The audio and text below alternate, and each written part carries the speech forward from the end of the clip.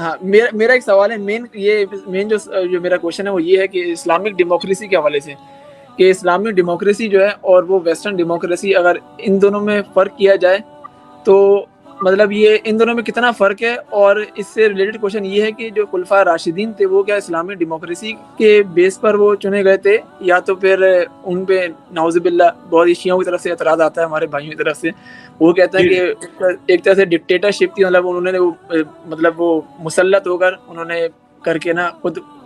خلافت چھین لی، جو حق تھا حضرت علی کا، نعوذ باللہ۔ جی اسلامک ڈیموکریسی لکھے نا اور انجینئر محمد علی مرزا، تو میری ویڈیو کھل جائے گی، اس میں میں نے ان پرنسپل ساری چیزوں کو ڈسکس کیا ہے۔ اس وقت گیون سرکمسٹانسز کے اندر قبائلی سسٹم چونکہ رواج رکھتا تھا، اور قبائل کا سردار جو ہے وہ جو اوپینین رکھتا تھا وہی اس کے قبیلے کی اوپینین ہوتی تھی، تو وہ آلموسٹ گیون سرکمسٹانسز میں ایک کسی حد تک ڈیموکریسی تھی۔ اب جو خلفائے راشدین والا معاملہ ہے وہ ذرا الگ ہے۔ ظاہر ہے ہم جس طریقے سے نبی علیہ السلام کو ڈیوائن اللہ کی طرف سے مانتے ہیں، اس طرح خلافت راشدہ بھی اسپیشل پروٹیکشن تھی اللہ تعالیٰ کی، اور نبی علیہ السلام کی پروفیسیز تھی اس کے بارے میں، تو وہ دی بیسٹ وہی لوگ تھے۔ اور دیکھیں سیدنا عمر نے جو 6 رکنی کمیٹی بنائی ہے اس میں انہوں نے کیا الفاظ استعمال کیے ہیں صحیح بخاری میں، کہ ان 6 بندوں میں سے کسی کو خلیفہ چننا جن سے رسول اللہ اپنی وفات تک راضی رہے، اور وہ 6 کے 6 بندے وہ تھے جو عشرۃ مبشرہ، وہ 10 خوش نصیب جنہیں نبی علیہ السلام نے اپنی مبارک زندگی میں جنت کی خوشخبری سنائی تھی۔ اس وقت ان 10 میں سے وہی 6 باقی تھے، ایک اور بھی تھے سعید ابن زید، لیکن چونکہ حضرت عمر کے بہنوئی تھے اس لیے حضرت عمر نے ان کو اس کمیٹی میں شامل نہیں کیا رشتہ داری کی وجہ سے۔ باقی 6 دیکھ لیں، فرمایا علی، عثمان، طلحہ، زبیر، عبد الرحمن بن عوف اور سعد ابن ابی وقاص۔ تو چونکہ نبی علیہ السلام نے ان کے بارے میں چیزیں فرما دی تھی اس لیے ان کو تو وہ تائید حاصل تھی۔ باقی صحیح بخاری میں 6830 نمبر حدیث ہے جس میں سیدنا عمر کا ایک خطبہ ہے جو انہوں نے اپنی وفات سے کچھ عرصہ پہلے دیا، میں نے کربلا والے ریسرچ پیپر میں بھی ڈالا ہوا ہے۔ جب منا میں وہ قیام پذیر تھے، حج کے دوران ایک شخص آ کے ان کو شکایت کرتا ہے کہ لوگ جیما گوئیاں کر رہے ہیں کہ جب عمر مر جائیں گے تو ہم اپنی مرضی سے فلاں شخص کو خلیفہ چن لیں گے۔ تو سیدنا عمر کو بڑا غصہ آیا، انہوں نے کہا کہ مسلمانوں کے مشورے کے بغیر یہ پہلے ہی ڈیفائن کیے ہوئے ہیں کہ کس کو خلیفہ چن لیں گے، میں یہیں پر لوگوں سے خطاب کروں گا۔ تو عبد الرحمن بن عوف نے مشورہ دیا کہ اس وقت چند لوگوں میں یہ بات ہے تو آپ فی الوقت اس وقت کو گزاریں، آپ واپس جا کے مدینہ شریف جا کے خطبہ دیں۔ تو مدینہ شریف جب سیدنا عمر آئے تو انہوں نے، یہ ان کے آخری حج تھا، اس کے بعد وہ شہید ہو گئے۔ اس دوران صحیح مسلم میں آتا ہے انہوں نے خواب بھی دیکھا تھا کہ مجھے ایک مرغے نے 3 ٹھونگے ماری ہیں، تو انہوں نے اس کی تعبیر یہی کی تھی کہ مجھے عنقریب شہید کر دیا جائے گا۔ اس میں بھی موجود ہے کہ اگر میں اچانک مر جاؤں تو ان 6 بندوں میں سے کسی کو خلیفہ چن لینا، اور جو بھی ان کی مخالفت کرے سمجھ لو کہ یہ وہ ہیں جو اسلام کے دشمن اور کافر ہیں جنہیں میں نے اسلام کی وجہ سے اپنے ہاتھوں سے مارا ہوا ہے، یعنی معافیا مانگ کے یہ لوگ مسلمان ہوئے ہیں۔ تو بخاری میں ان 6 بندوں کے نام بھی آگے، علی، عثمان، طلحہ، زبیر، عبد الرحمن بن عوف، سعد ابن ابی وقاص، ان 6 میں سے کسی کو خلیفہ چننا۔ تو عبداللہ ابن عباس کہتے ہیں کہ میں اس حال میں، بخاری کے الفاظ ہیں کہ سیدنا عمر جب ممبر پہ چڑھے تو میرا گھٹنا ممبر سے ٹچ تھا، اور میں لوگوں سے کہہ رہا تھا کہ آج حضرت عمر وہ باتیں کریں گے جو آج سے پہلے انہوں نے نہیں کی۔ تو پھر انہوں نے اسی بات کا حوالہ دیا کہ تم لوگ یہ چیما گوئیاں کر رہے ہو، اور دیکھنا مسلمانوں کے مشورے کے بغیر کسی کو امیر نہ چننا، اور نہ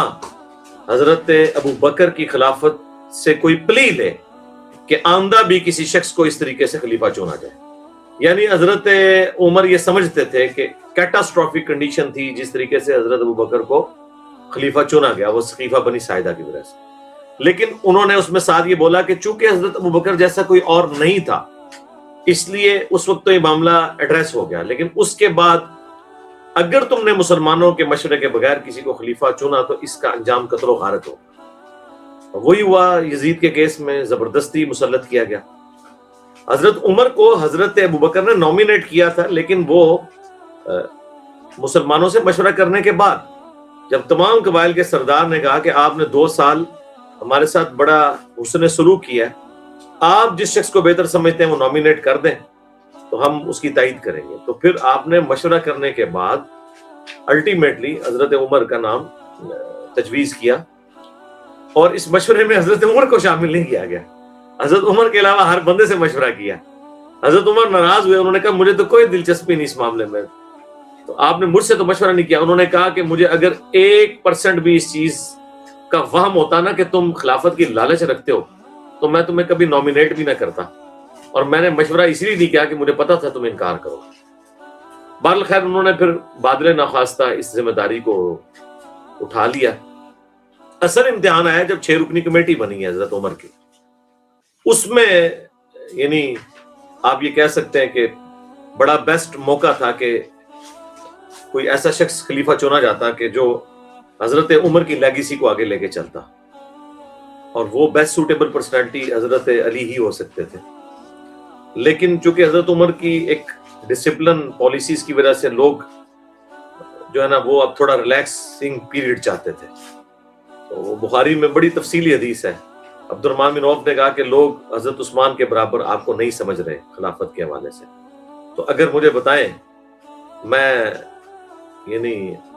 آپ کو خلیفہ نہ چنوں، وہ جو 6 رکنی کمیٹی تھی، میں نے بڑی تفصیلی پچھلے دنوں اس پہ ویڈیو ریکارڈ کروائی، اور حضرت عثمان کے بارے میں تو ان کا ٹھیک ہے، حضرت عثمان سے پوچھا کہ آپ کو نہ چنوں تو حضرت علی کے بارے میں ان کا ٹھیک ہے۔ خیر الٹیمیٹلی یہ ہوا۔ غیر مسلم آج بھی کہتے ہیں کہ حضرت عمر کے بعد اگر حضرت علی کو اس مشورے میں خلیفہ چنا جاتا تو مسلمانوں کو ایک عمر اور مل جاتا۔ باقی آج کی ڈیٹ میں جہاں تک شیعہ کا معاملہ ہے، شیعہ سے ہم صرف یہی کہیں گے کہ ہماری اس شخص کے ساتھ دوستی ہے جس کے ساتھ مولا علی کی دوستی ہے، اور ہماری اس شخص کے ساتھ دشمنی ہے جس کے ساتھ مولا علی کی دشمنی ہے۔ چونکہ تینوں خلفاء کو ایز اے پولیٹیکل لیڈر، مسلمانوں کے حکمران کے طور پر حضرت علی نے ایکسیپٹ کیا ہے، یہ تو شیعہ بھی مانتے ہیں، وہ جتنی مرضی باطل تعویلات کریں لیکن یہ وہ مانتے ہیں کہ ہاں ایسا ہی تھا، وہ تو امت کے وسیع تر مفاد میں انہوں نے کیا، مجبوراً کر لیا تاکہ خون ریزی نہ ہو، وہ اپنا حق بھی سمجھتے تھے، یہ ان کو کہ الٹیمیٹلی جو مصلحت ان کے پیش نظر تھی، تو سب سے زیادہ تو حقدار وہ تھے نا کہ اس مصلحت کو وائلیٹ کرتے۔ جب انہوں نے نہیں کیا تو آج تو کوئی تک نہیں بنتا نا کہ جو ایشو ریزالو کر چکے ہیں حضرت علی، تو حضرت علی سے زیادہ تو ہم ان کے وفادار نہیں ہیں نا، ان سے زیادہ تو ہم سمجھدار نہیں ہیں نا۔ تو اسلامک ڈیموکریسی جو ہے اس میں اور غیر اسلامک ڈیموکریسی میں صرف ایک ہی فرق ہے کہ حلال و حرام جو ہے نا جی وہ قرآن و سنت کے دائرے میں طے ہوگا، اور حلال کے دائرے کے اندر آپ جمہور کی رائے دیکھیں گے۔ مثلا افطار کے اندر آپ نے شراب سرو کرنی ہے، اس پہ تو ووٹنگ ہوئے گی، ووٹنگ اس پہ ہوگی کہ افطار جو ہے وہ کھجور سے کروانا ہے، نمک سے، پانی سے، یا کسی حلال شربت سے، اس میں آپ ووٹنگ کر لیں حلال کے دائرے کے اندر۔ حرام کے بارے میں کوئی فیصلہ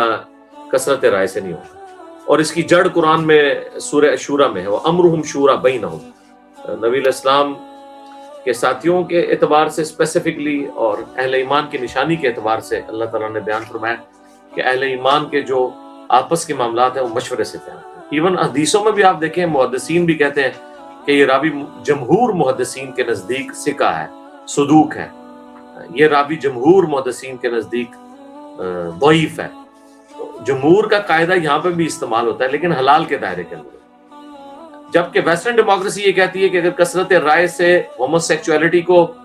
کوئی ریاست لیجیٹیمائز کر دے تو وہ قانون بن جائے گی۔ اسلام کہتا ہے کہ نہیں، حلال کے دائرے کے اندر آپ کثرت رائے دیکھیں گے، اور یہی چیز ہے جو ہمارے آئین میں بھی ہے۔ اس سے پہلے قرارداد مقاصد جب پاس ہوئی اس میں یہی لکھا گیا تھا کہ پاکستان میں کوئی بھی قانون قرآن و سنت کے خلاف پاس نہیں ہوگا، اور حاکمیت اعلیٰ کا مالک اللہ ہے۔ حکمران وقت اس حق کو اللہ اور اس کے رسول کے احکامات کے انڈر استعمال کریں گے، لیکن فائنل اتھارٹی قرآن و سنت کی ہے۔ اور یہ قرارداد مقاصد 1956 میں پاس ہوئی تھی، آئین تو 73 میں بنا، لیکن وہ آئین جو ہے وہ اسی قرارداد مقاصد کی بنیاد پہ بنایا گیا تھا، اس میں روح یہی ہے۔ اور اسی پہ مولانا مودودی رحمہ اللہ نے ورڈکٹ دی تھی کہ آج ریاست پاکستان نے کلمہ پڑھ لیا جب 1956 میں قرارداد مقاصد پاس ہوئی تھی. اگرچہ اس کا جو ایسن ہے, جو اس کے ثمرات ہیں, وہ ہمیں اس طریقے سے حاصل نہیں ہو سکے, لیکن بہرحال ان پرنسپل یہ بہت بڑا ایسٹ ہے کہ ہمارے آئین کے اندر یہ بات لکھی ہوئی ہے. یعنی اب دوبارہ سے کسی کو یہ بات منوانے کی ضرورت نہیں ہوگی, ان پرنسپل موجود ہے. جب کبھی بھی کوئی معاملات بہتر ہوئے تو انشاءاللہ تعالی یہ چیزیں امپلیمنٹ ہوں گی. اسی طریقے سے سود کی حرمت کا معاملہ وہ بھی اس میں لکھا ہوا ہے. قرآن کے جو پرنٹنگ ہے بغیر غلطیوں کے اس کو انشور کرنا کہ وہ پرنٹ ہو, اس طرح کی ساری چیزیں. اور یہ بہت اچھا کام عمران خان صاحب کی گورنمنٹ میں ہوا ہے. میں سمجھتا ہوں ان کے مخالفین کو جتنا بھی ان سے اختلاف ہو اپنی جگہ, لیکن پاکستان میں پہلی دفعہ انہوں نے حکومتی لیول پہ یہ چیز یعنی قانوناً امپلیمنٹ کی ہے کہ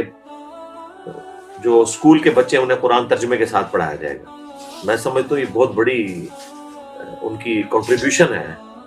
مسلمانوں کے لیے, اور اس معاملے کو آگے چلنا بھی چاہیے. یہ پہلی دفعہ یہ چیز ہوئی ہے. یعنی ہمیں یہاں تک پہنچنے کے لیے 70 سے زیادہ سال لگے ہیں کہ ہم اپنے بچوں کو میٹرک لیول پہ قرآن ترجمے سے پڑھائیں. ویسے تو یہ علمی ہے, جو مدارس ٹھیکیدار بنے ہوئے ہیں دین کے, وہ جو حافظ بنا کے نکال رہے ہیں انہوں نے کبھی ترجمے سے نہیں پڑھایا,